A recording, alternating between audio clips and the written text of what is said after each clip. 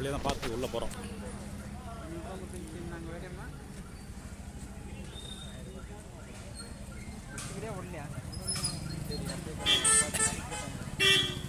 இல்லைம்மா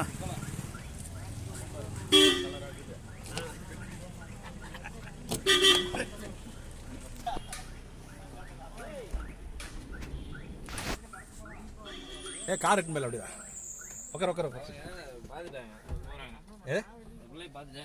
எந்த பிள்ளைங்க ஏதோ ஒன்று போகுது அதை பார்த்தாங்க 2 பேர் சைட் அடிக்க போகிறானுங்க. சாக்கெட்டு இப்படி போகும்போது அப்படி போடும்போது அது கொண்டியை பார்க்க போகிறேன். அவ்வளோதான். போயிட்டு நேராக பார்க்குக்குள்ளே போயிட்டு